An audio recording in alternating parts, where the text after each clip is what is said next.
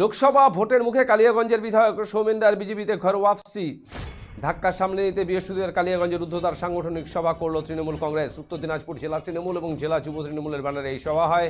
জেলা তৃণমূল সভাপতি কানাইয়ালাল আগরওয়ালের উপস্থিতিতে বিবেকানন্দ মোড়ে একটি বেসরকারি ভবনে অনুষ্ঠিত হয় এই সভা।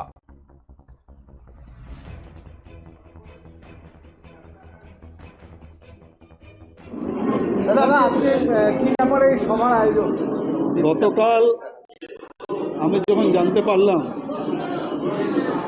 এবিপি মাধ্যমে যে কালিয়াগঞ্জের বিধায়ক শ্রী সৌমেন মহাশয়, যিনি বিজেপির হয়ে জিতেছিলেন কালিয়াগঞ্জ থেকে এবং তৃণমূল কংগ্রেসে যোগদান করেছিলেন সেপ্টেম্বর মাসে 2021, তিনি গতকাল আবার বিজেপিতে চলে গেছেন। তো সেই হিসাবে আমি জেলা সভাপতি হিসাবে তখনই ঠিক করলাম যে আমার ইমিডিয়েট কালিয়াগঞ্জ যাওয়া দরকার। ওখানে সবার সঙ্গে আলোচনা করে আমরা সংগঠনটাকে আরও কিভাবে জোরদার করতে পারবো সেই বিষয়ে আলোচনা। এবং আপনারা ইতিমধ্যে সবাই জেনে গেছেন যে 10ই মার্চ ব্রিগেডের জনগর্জন সভা হচ্ছে। সেই জনগর্জন সভায় আমাদের নির্দেশ দিয়েছে যে প্রত্যেকটা ব্লকে আমরা ওই সবার প্রস্তুতি হিসাবে কিভাবে আমরা এখান থেকে কালিয়াগঞ্জ থেকে কত বেশি লোক আমাদের এখান থেকে যাবে সেই হিসাবেই আমরা সাংগঠনিক একটা আলোচনা করব। আর যেটা শেষ যে বিষয় আছে, বুথ স্তরে আমাদেরকে সংগঠনটাকে জোরদার করতে হবে। কেননা আমি মনে করি, আমার বিশ্বাস করি যে ইলেকশনটা বুথে হয়, ইলেকশনটা অঞ্চল ব্লক আর জেলাতে হয় না, ইলেকশনটা বুথে হয়। তো বুথ স্তরের সংগঠনটা আমাদেরকে জোরদার করতে হবে।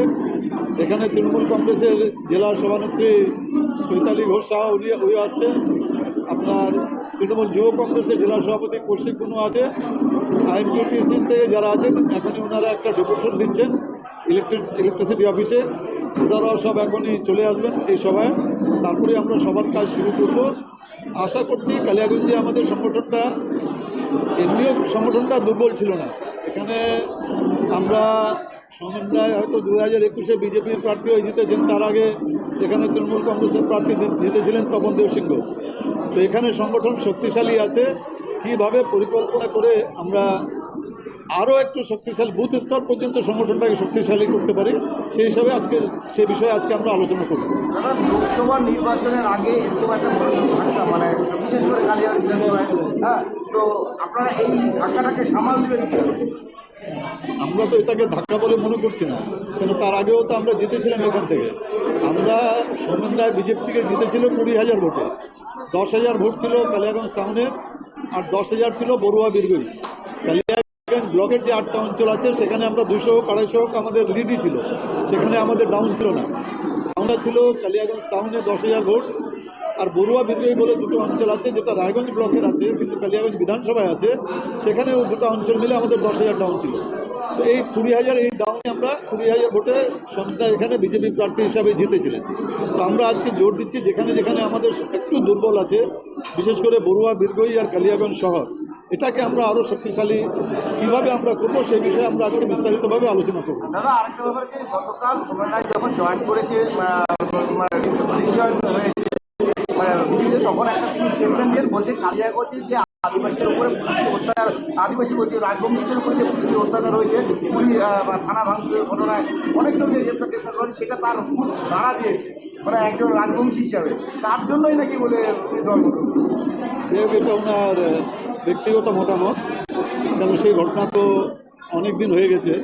আর সেই ঘটনার সময় আমরা কালিয়াগঞ্জে আসছিলাম, কালিয়াগঞ্জে যেভাবে শহরে তাণ্ডব চালিয়েছিল,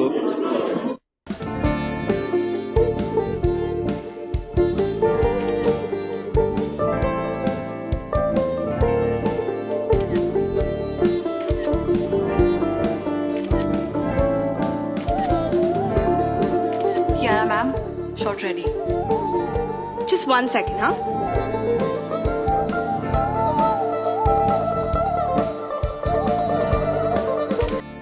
Simco Gold and Diamond, RRN Road, Old Post Office Para South, Coach Bihar.